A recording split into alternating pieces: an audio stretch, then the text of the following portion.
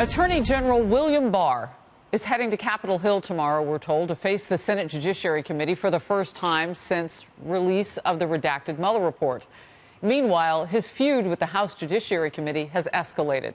Chairman Jerry Nadler is planning a vote tomorrow on letting committee lawyers question Barr. The Attorney General has threatened to skip that House hearing if that happens. Here's House Speaker Nancy Pelosi with a message for William Barr. Respect the Constitution, honor your oath of office, honor the request of the way for the American people. House Judiciary Committee member Greg Steube is here, Republican congressman of the great state of Florida. Good to see you.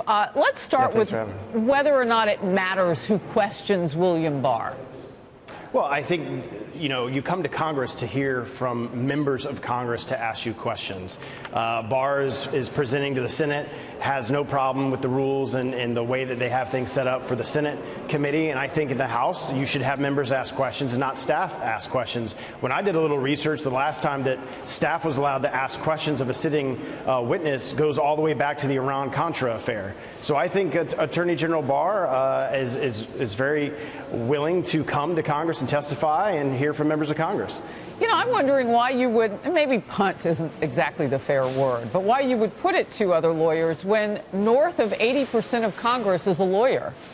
Well, and the other thing that's, especially in the Judiciary Committee, especially on top of that, staff can give you questions as members of Congress to ask those questions to the Attorney General or any witness. Staff can certainly provide you that information. So I don't know why it would be necessary to allow staff to ask the questions when you are elected a member of Congress to represent your district. You should be the one asking the questions. Do you think that there's anything that you really want to see answered at this point from William Barr, just in the terms of what we know and what we don't know from the Mueller report? What I would like to know is, how did we get to where we are today? What basis was there other than a Russian dossier that was promulgated by the Clinton campaign to begin and get a FISA warrant to then spy on the Trump campaign? Those are the type of questions that I would have for the Attorney General. And what things moving forward is the IG or other investigations as to the investigation of the investigation and where that's all at. All right. I don't think that we've seen anything that would signify that William Barr has fear. But here's what Chairman Nadler says.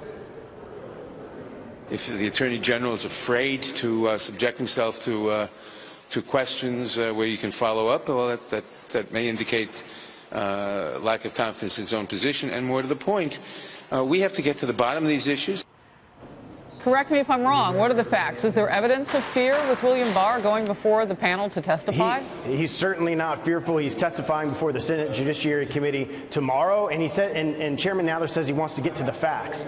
We've had 22 months, $25 million of a Mueller investigation, 2,800 subpoenas, 500 witness interviews, 500 search warrants. We have plenty of facts and evidence that was in the Mueller report to be able to ascertain if the Trump campaign colluded with Russia. And the answer to that is no. And the Attorney General with Rod Rosenstein agreed not to move forward on obstruction charges. They didn't get the answer that they wanted from that investigation, so now they feel like they need to do anything and everything they can to try to investigate the president. It's interesting. Rod Rosenstein has announced that he's quitting, by the way. He's resigning by the middle of the month or so. I want to give you last word on where you think we go from here.